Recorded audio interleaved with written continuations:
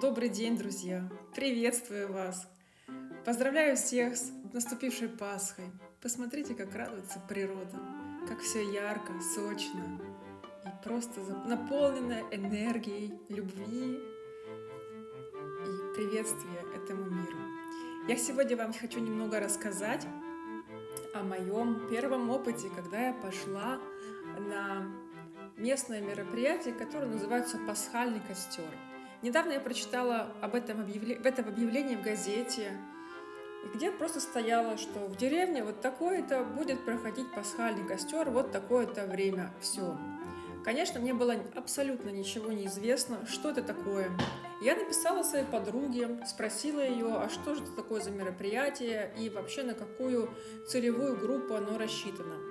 Она мне рассказала, что это мероприятие рассчитано по большей части на детей, и мне там будет скучно. На что я сказала, ладно, я остаюсь дома, я не поеду. Ну и в тот день, когда уже мероприятие было намечено, подруга мне пишет: Анна, говорит, я все-таки решила пойти, у нее 2 маленьких детей, если хочешь, подъезжай. Ну, я думаю, я поеду, все равно я сижу дома, а тут хоть что-то новое увижу, да и в принципе погода отличная. Чего сидеть дома, пыль нюхать? Я вот так говорю себе. Ну и поехала я. Моему удивлению не было предела, потому что, конечно, я приехала не к началу мероприятия, но уже когда оно шло. Первое было то, что ребятешки, коих было большое множество с этой маленькой деревни, искали яйца, которые взрослые запрятали в лесочке, который находился рядышком совсем с деревенским клубом. И радости не было у ребятешек предела, когда они эти яйца находили, визжали, прыгали. В общем, все грязные, чумазые, но счастливые. Кто находил обычные отварные яйца, кто шоколадные. Здесь, как говорят, зайчик спрятал. Поэтому здесь заяц является вторым символом Пасхи. Затем было такое интересное дальше мероприятие, которое мне удалось увидеть. Это утиные бега. То есть все взрослые собрались, поднялись и пошли к ручью, который тоже находился по другую сторону от деревенского клуба.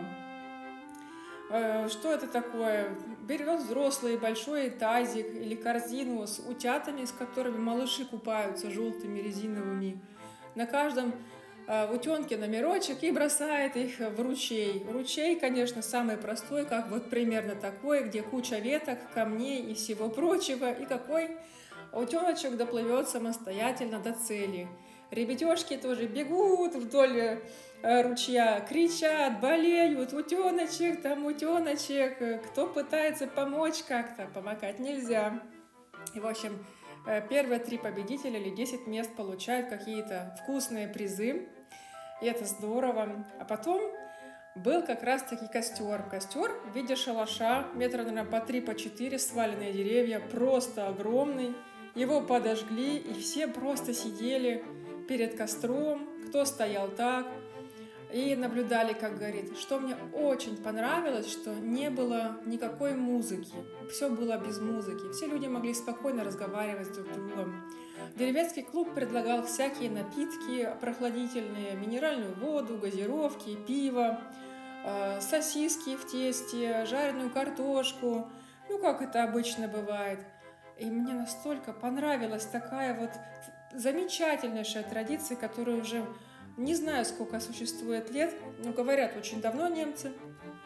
И почему, спрашиваю, у нас, православных, не примут люди вот такую вот чудесную традицию? Это же для людей, это так объединяет, это приносит столько счастья, а? Люди, может, пора уже перенять кое-что полезное?